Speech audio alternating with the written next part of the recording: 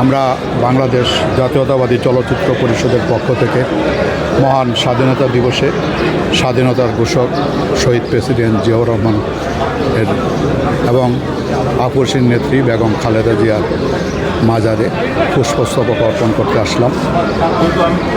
এখানে আমাদের একটাই চাওয়া যে সঠিক ইতিহাস, স্বাধীনতার এবং মুক্তিযুদ্ধের সঠিক ইতিহাস এই দেশের মানুষকে সঠিকভাবে জানাতে হবে এবং এই জানানোর জন্য মুক্তিযুদ্ধে সে সফল নায়ক শহীদ প্রেসিডেন্ট জিয়াউর রহমান এবং তার প্রতিষ্ঠিত দল বিএনপি এই কাজটি করবে, এইটি আমরা প্রত্যাশা করি এবং দেশের মানুষকে সঠিক ইতিহাস সুন্দরভাবে উপস্থাপন করে কিভাবে এই দেশ প্রতিষ্ঠিত হয়েছিল, এই বাংলাদেশের জন্ম হয়েছিল, সেইটা এই দেশের মানুষ জানবে।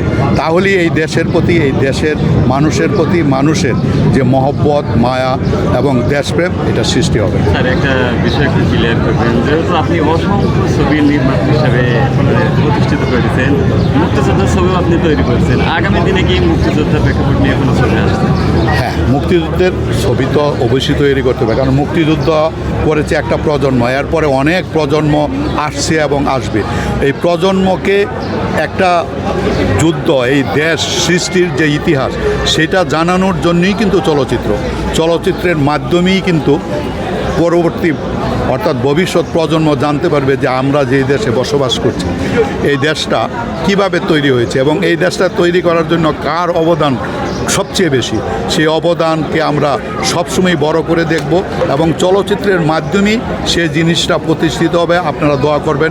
আমরা চেষ্টা করছি চলচ্চিত্র এখন যে পর্যায়ে আছে সেই পর্যায় থেকে আবারও যেন আমরা চলচ্চিত্রকে একটা সুন্দর জায়গায় উপস্থাপন করতে পারি, এই জন্য দেশের মানুষের এবং আপনাদের সহযোগিতা কামনা করছি। স্যার, আরেকটা জিনিস একটু ক্লিয়ার করবেন, আপনি কিন্তু অসংখ্য ছবি নির্মাতা ছিলেন, তার ছবি সুপার টুপার হিট হয়েছে, কিন্তু বর্তমানে বাংলাদেশ থেকে হলের সংখ্যা কম হয়ে গেছে, এই বিষয়টা কীভাবে দেখছেন?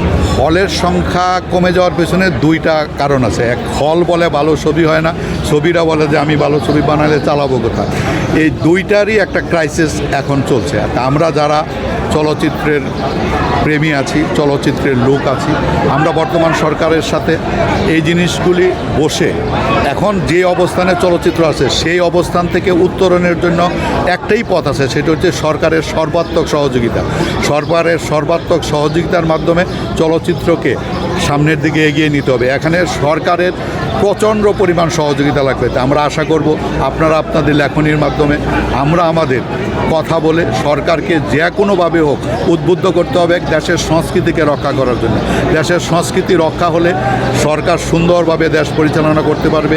দেশের অনেক সমস্যার সমাধান এই চলচ্চিত্রের মাধ্যমেই সমাধান হয়ে যাবে, আমরা আশা করি।